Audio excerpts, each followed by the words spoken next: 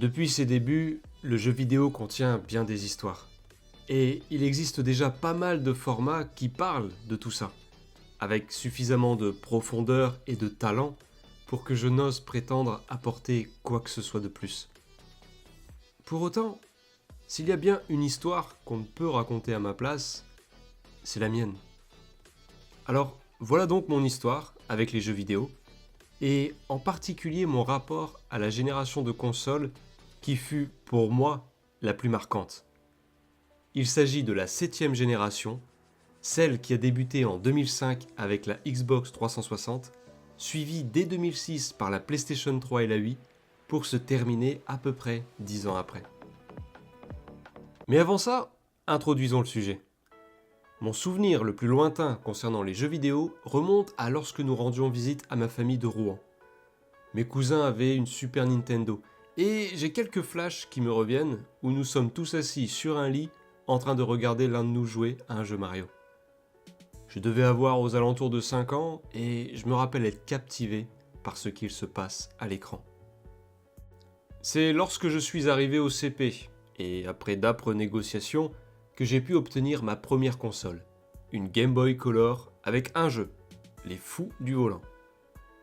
C'est assez ironique car les jeux de course ne sont vraiment pas mon genre préféré. D'ailleurs, celui-là était pas ouf. Mais la vérité, c'est qu'à la base, j'avais choisi un jeu Astérix.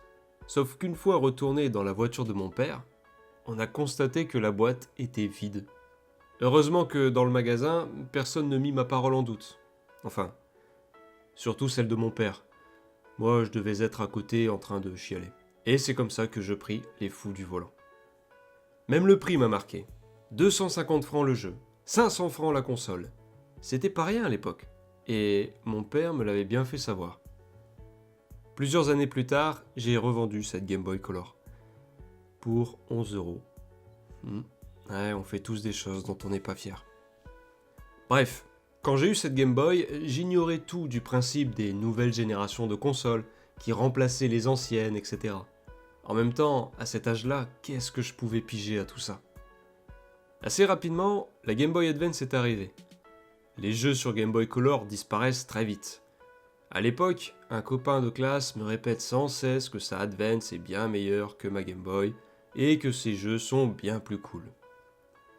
En tant que bon petit consommateur, quelques années plus tard, j'obtins à mon tour une Game Boy Advance. Mais rapprochons-nous des consoles de salon. J'arrive en 6ème, et j'aimerais en avoir une.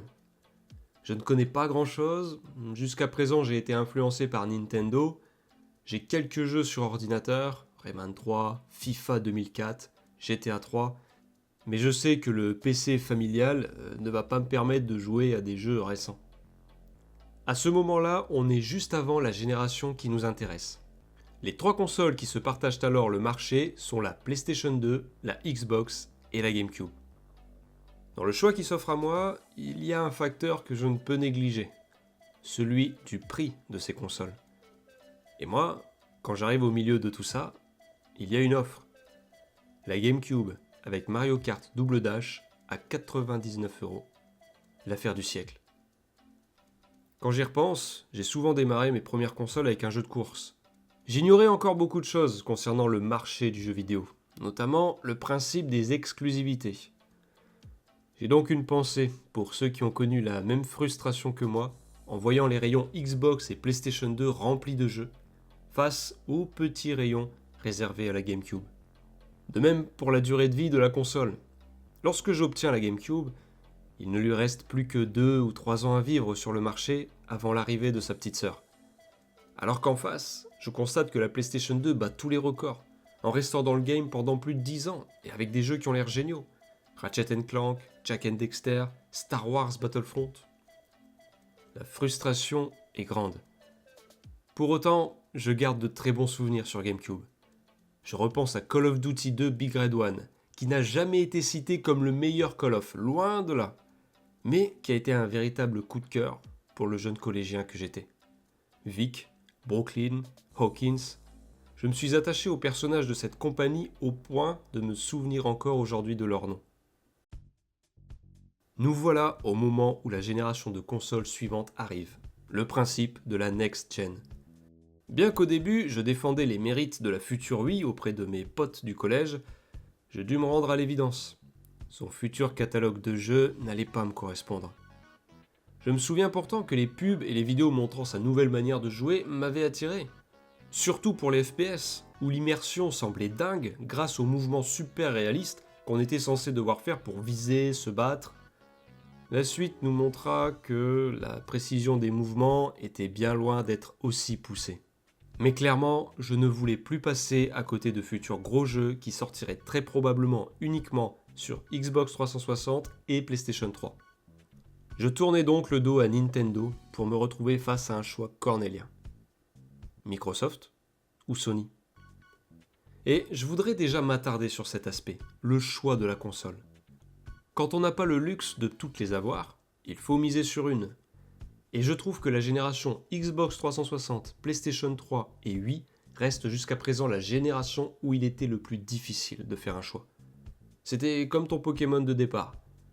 D'un côté la Wii, même si pour ma part je ne souhaitais pas poursuivre sur Nintendo, renoncer à la nouvelle manière de jouer qu'elle proposait n'était pas simple pour autant. Je savais que je n'allais pas retrouver ça chez les deux autres consoles et ça m'embêtait quand même. D'ailleurs, mon expérience fait que je vais assez peu parler de la Wii.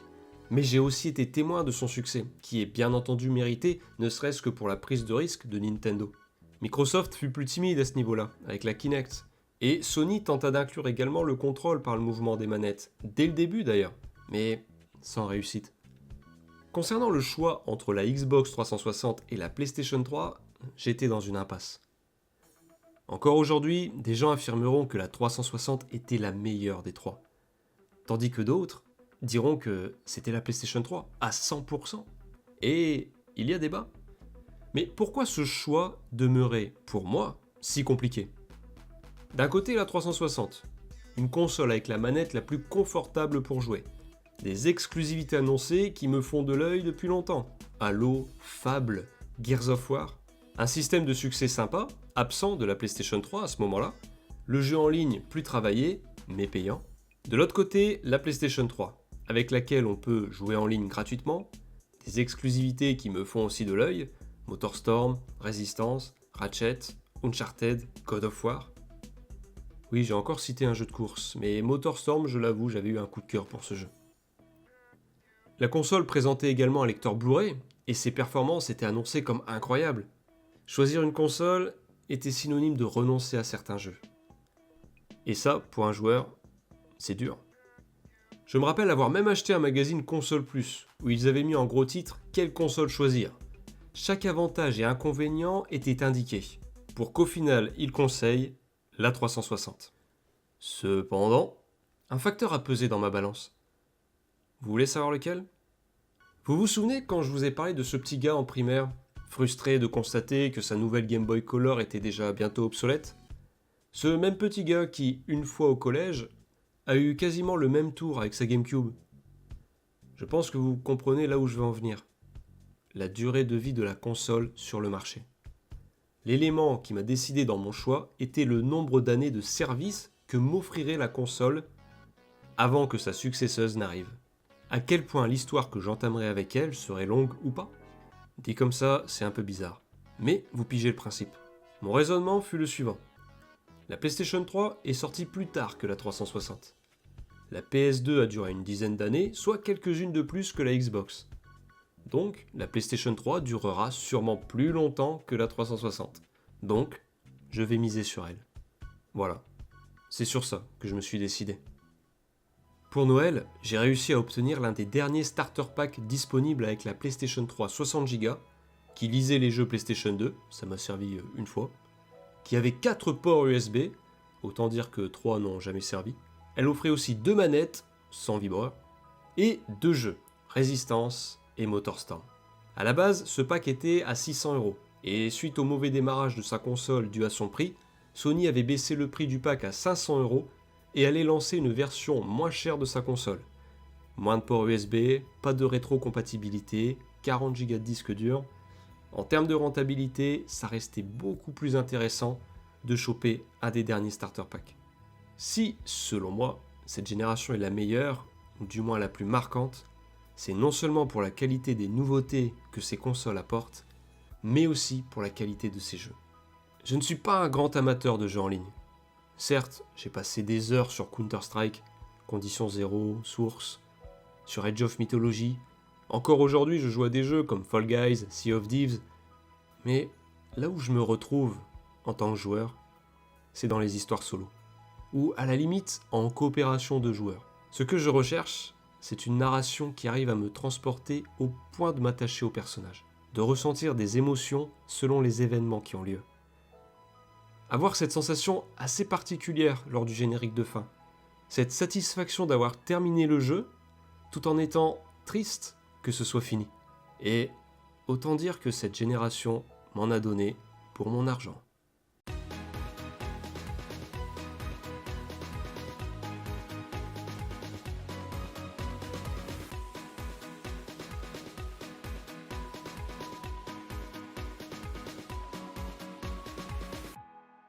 Déjà, je m'attarde rapidement sur le studio Rockstar, et vous comprendrez pourquoi. GTA 4. Je me souviens de l'événement lors de la sortie de ce jeu. Je devais faire attention à ne pas me faire spoiler lors des récréations tellement on était nombreux à l'avoir. Il y a même eu 2 extensions par la suite que j'ai trouvé géniales. Red Dead Redemption, le jeu de Far West qu'on attendait. Je me rappelle l'avoir eu à 50€ sur Le Bon Coin, à sa sortie, sous blister mais sans facture. J'ai compris plus tard que ça devait être tombé du camion. Je jouais entre 2 révisions du bac français, et j'accompagnais John Marston, bandit repenti à la solde d'une agence fédérale, forcé de traquer ses anciens complices pour libérer sa femme et son fils. Avec une fin magistrale qui ne peut pas laisser le joueur de marbre. Je me souviens avoir été écœuré par cette injustice, et pourtant, pour rien au monde, je ne la changerai. GTA 5 et ses braquages incroyables.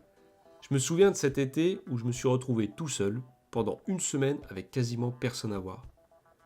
Autant vous dire que j'étais content de pouvoir passer du temps avec Michael, Franklin et Trevor. Max Payne 3, auquel je n'ai jamais joué, mais qui est un incontournable pour beaucoup. Il y a eu aussi des jeux dingues qui ont démarré avec ces consoles. Uncharted, le jeu de chasse au trésor. Pas sans défaut, mais où l'histoire nous transporte aussi. Je me souviens qu'en découvrant qu'il y avait des zombies dans le premier, je n'ai plus osé toucher au jeu pendant des jours. Ouais, je suis pas fan à la base des jeux d'horreur zombies. D'ailleurs, en parlant de ça, The Last of Us, le scénario du jeu n'invente rien, clairement, mais ce n'est pas là que le focus est mis. On veut nous faire vivre la relation entre les 2 personnages, Joel et Ellie. Et c'est carrément réussi. On a presque envie de raisonner nous-mêmes ces personnages à certains moments. J'ai dû me faire violence pour oser y jouer malgré mon aversion pour l'horreur zombie. Depuis, ça va, j'aime bien. Assassin's Creed. C'est sur la PlayStation 3 et la 360 que la saga a débuté et où les meilleurs épisodes sont sortis. La trilogie Ezio Auditore, qui nous immerge dans la période de la Renaissance et où on côtoie des personnages historiques. On suit toute la vie d'Ezio et ça donne envie de s'intéresser à cette époque. Je pourrais aussi parler de Black Flag, qui rivalise encore aujourd'hui avec des jeux de pirates bien plus récents. Gears of War. Mon meilleur ami était parti côté 360, et grâce à lui, j'ai pu faire le 1 et le 2 entièrement en coopération. Écran scindé chez lui, et j'ai constaté à quel point ces jeux sont géniaux. Ayant incarné Dom, j'ai un attachement particulier pour ce personnage et son histoire. Je suis reconnaissant envers les développeurs pour ces souvenirs. C'est rare d'avoir des jeux de cette qualité qui ont la possibilité d'être faits en coop. J'ai encore le regret de ne pas avoir fait le 3 d'ailleurs.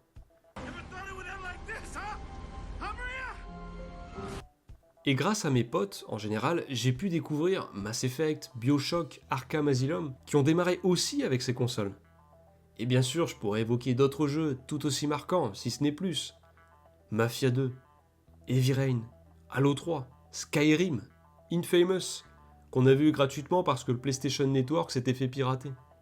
Far Cry 3, Call of Duty 4, Call of Duty Black Ops. Il faudrait des heures pour parler de ces jeux. Et en écrivant cette vidéo, je prends encore plus conscience que cette période du jeu vidéo était incroyable.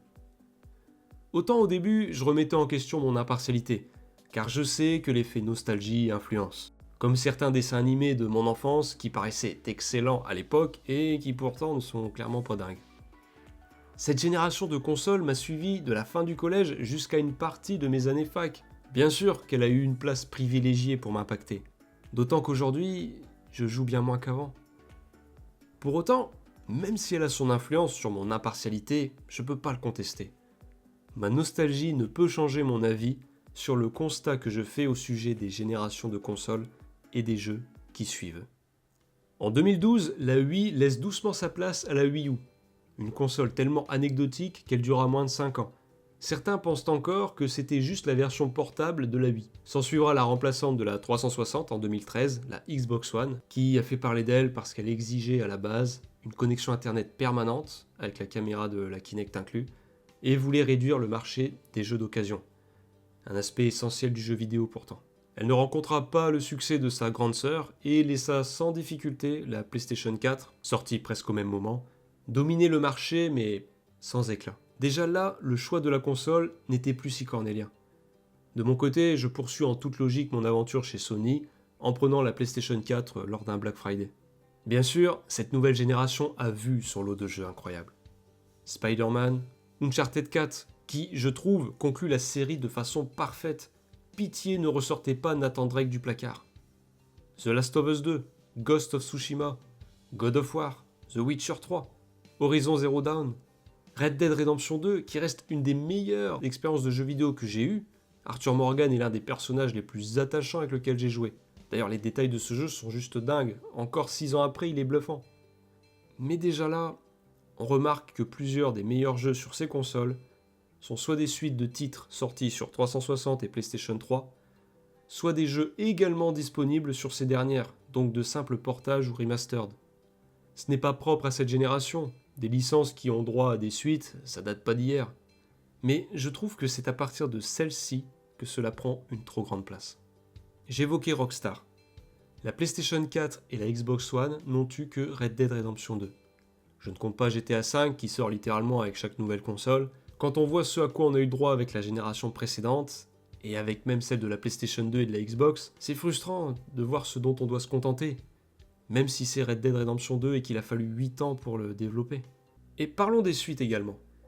Tellement de licences se sont noyées dans des suites à rallonge, sans saveur, où on sent de moins en moins l'envie d'émerveiller les joueurs. Il faut produire plus pour engranger plus d'argent. Gears of War, qui devait être une trilogie, se retrouve avec un numéro 4 et 5, avec en plus 3 spin-offs. Et un nouveau titre est encore prévu. Halo voit aussi sa sauce rallongée. On se retrouve avec 6 Far Cry, sans compter les spin-offs, il y en a 6 aussi. Assassin's Creed. Déjà bien exploité avec la PlayStation 3 et Xbox 360, il y en a actuellement 13 et 1 en attente.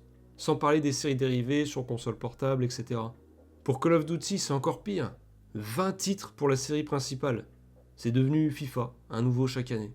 Et c'est limite triste de voir des licences qui nous ont émerveillés dépérir de la sorte. Bien sûr, dans ces suites, il y en a des plus ou moins bonnes, mais leurs sorties ne sont plus les mêmes événements. La PlayStation 5 et la Xbox Series sortent en 2020, sans parvenir à se démarquer avec leurs jeux. La plupart de leurs meilleurs titres sont à ce jour également disponibles sur PlayStation 4 et Xbox One, voire même 360 et PlayStation 3. Encore aujourd'hui, je vois des rayons de jeux PlayStation 4 de la même taille que les rayons réservés à la PlayStation 5. On continue dans le même élan avec des suites, des portages, Last of Us, Uncharted, Halo. La Nintendo Switch de son côté parvient à réparer le flop de la Wii U, même si on a du mal à imaginer la console vivre sans Mario et Zelda. Et malheureusement, la démocratisation des consoles sans lecteur CD se fait de plus en plus, obligeant le joueur à acheter le jeu au format dématérialisé, sans possibilité de le revendre, logique, ou de collectionner, et ça c'est triste. À l'heure actuelle, c'est encore possible d'avoir la version de la console avec un lecteur, mais ça ne présage rien de bon pour la suite. On se dirige vers une logique de location à long terme et non de propriété. On retrouve également de plus en plus de jeux que l'on doit continuer de payer avec un système de pay to win, de season pass, de game pass. Je trouve que la génération PlayStation 3, Xbox 360 et Wii était la dernière génération innocente à ce sujet. Il y avait déjà les DLC, mais l'ampleur était beaucoup plus limitée. On pouvait acheter des jeux en démat, mais le joueur demeurait davantage libre de ce choix. Cette génération s'est démarquée par son lot de nouveautés en termes de jeux. Des licences qui ont connu un tel succès que nous sommes nombreux à avoir été marqués par ces mêmes jeux. Un succès qui fait que les éditeurs s'y réfugient encore aujourd'hui pour assurer les rentrées d'argent, sans chercher la prise de risque et quitte à nous servir des plats réchauffés, sans saveur. C'est le revers de la médaille, j'imagine. Les enjeux financiers n'ont plus les mêmes proportions. Les budgets accordés aux jeux sont colossaux, ce qui fait qu'un flop peut avoir des conséquences dévastatrices. Le rapport entre l'éditeur et le joueur n'est plus le même non plus. La relation est devenue distante. Bien sûr, tout cela n'a toujours été qu'un business. La finalité reste de faire de l'argent, mais j'aime à penser que l'amour pour les joueurs et pour le jeu possédait quand même une place plus importante auparavant. Les sorties des nouvelles consoles ne sont plus les événements que nous avons pu connaître.